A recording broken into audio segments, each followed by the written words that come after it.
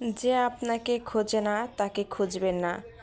যে মানুষ আপনার গুরুত্ব বোঝে না তার পেছনে ছুটে নিজের মূল্য কমাবেন না। অহেতুক আশা করা বন্ধ করুন। এটা শুধু অর্থের ব্যাপারে নয়, দয়া, ভালোবাসা বা স্বীকৃতির ক্ষেত্রেও প্রযোজ্য।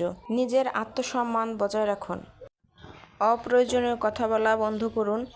প্রত্যেক কথার মূল্য আছে। অযথা কথা বলে নিজের গুরুত্ব কমাবেন না। যখন কেউ আপনাকে অসম্মান করে সঙ্গে সঙ্গে প্রতিবাদ করুন। চুপ করে থাকলে তারা আরও অসম্মান করবে।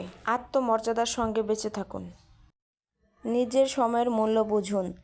যারা আপনার সময়কে গুরুত্ব দেয় না তাদের জন্য নিজের সময় নষ্ট করবেন না।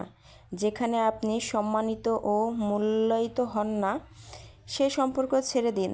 অসম্মানজনক সম্পর্কে থাকা মানে নিজের আত্মসম্মানকে ছোট করা। আপনি যদি নিজেকে মূল্য দেন অন্যরাও আপনাকে মূল্য দেবে। মাঝে মাঝে নিজেকে কম উপলব্ধি করান। অন্যের কাছ থেকে নেওয়ার চেয়েও অন্যকে দেওয়ার অভ্যাস করুন। পরোপকারী হন, কারণ দানশীল মানুষকে সবাই সম্মান করে। যেখানে নিমন্ত্রণ পাননি সেখানে যাবেন না, আর যেখানে আমন্ত্রণ পান সেখানে বেশি সময় ধরে থাকবেন না। মানুষকে তাদের প্রাপ্য মতো আচরণ করুন। অযথা কারো প্রতি বেশি দয়া দেখিয়ে নিজের মূল্য কমিয়ে ফেলবেন না। যদি কেউ আপনার ঋণী না হয় তাহলে দুইবারের বেশি কল করবেন না। যদি তারা আপনাকে গুরুত্ব দেয় তারা নিজে থেকেই যোগাযোগ করবে। আপনি যা করেন তাতে সেরা হন। নিজের কাজে দক্ষ হন।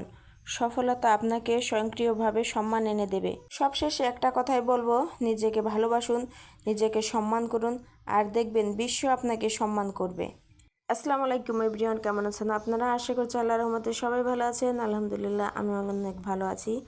এতক্ষণ দেখতেই পেয়েছেন আমি খুবই অল্প কিছু রান্না করেছি। আসলে আমি একটু অসুস্থ আর আমার একটা ট্রিটমেন্ট চলতেছে, সেজন্য কিন্তু আমার শুধু ডাউল, ডিম, আলু ভর্তা আর মুরগির মাংস এটা ছাড়া আর দুধ এটা ছাড়া কিন্তু আমি কিছু খেতে পারবো না।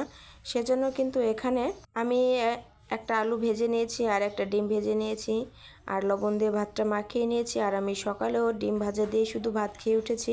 আর লাল শাক, মাছ এগুলো রোজার জন্য করেছি, রোজার বাবার জন্য করেছি। আমি শুধু ডিম ভাজা দিয়েই খেয়ে নিয়েছি। আপনারা সবাই আমার জন্য দোয়া করবেন যেন আমি একটু তাড়াতাড়ি সুস্থ হয়ে যেতে পারি। আমার কিন্তু কোনো কিছু খাওয়াতে বাধা নেই, আমি কিন্তু সব কিছুই খেতে পারি। আর মাশাল্লাহ দিলে রুচিও খুবই ভালোই আছে, একটু খেতে কোনো অসুবিধা হয় না।